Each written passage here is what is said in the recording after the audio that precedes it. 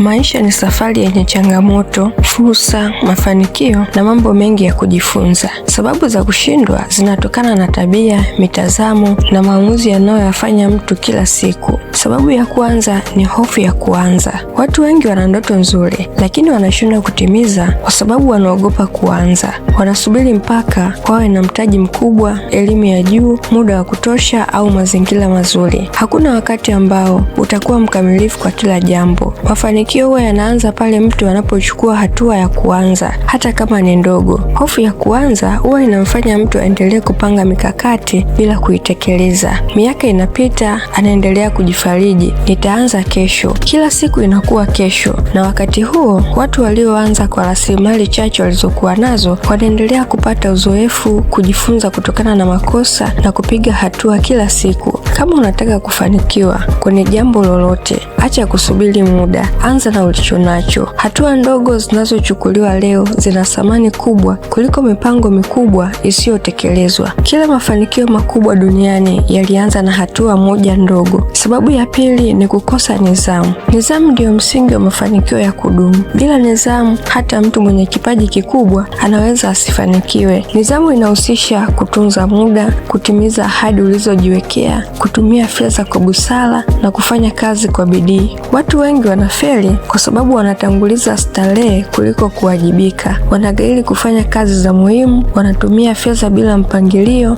na kukata tamaa wanapokutana na changamoto. Hizi tabia zinawazuia kufikia malengo yao, kwa sababu maendeleo yanahitaji juhudi za kila siku. Jenga nidhamu kwa kuanza na mambo madogo. Amka kwa wakati, panga ratiba, kamilisha kazi zako kwa wakati, nafanyia kazi malengo yako bila kuyumbishwa na hisia au mitazamo hasi. Nidhamu ya leo ni mafanikio ya kesho. Sababu ya tatu ni kufanya mambo mengi kwa wakati mmoja. Kufanya mambo mengi kwa wakati mmoja sio uchapakazi, ni jambo ambalo litakufanya uchanganyikiwe, upate uchovu na kushindwa kumaliza kazi zako kwa wakati. Ni busara kuchagua lengo moja la msingi na kulifanyia kazi kwa bidii hadi lipate msingi imara, ndipo uongeze jambo lingine. Kufocus kwenye kitu kimoja huwa inasaidia kuongeza ubora wa kazi, kuokoa muda na kuongeza nafasi ya kufanikiwa. Sababu ya nne ni hofu ya kuogopa kushindwa. Hakuna mtu aliyefanikiwa ambaye hajawahi kushindwa. Kushindwa ni sehemu ya kujifunza. Watu wengine huwa wanaacha kujaribu kufanya au kujifunza mambo mbalimbali yenye faida kwa sababu wanaogopa kukosolewa au kuchekwa na watu. Unapofanya hivi, unajikosesha fursa nyingi ambazo zingeweza kubadilisha maisha yako. Watu wanaofanikiwa ni watu ambao wanakubali makosa yao, wanajifunza na kuendelea mbele. Badili mtazamo wako kuhusu kushindwa. Kila kosa lina somo la kujifunza ndani yake. Ukiwa tayari kujifunza kutokana na changamoto, utaendelea kukua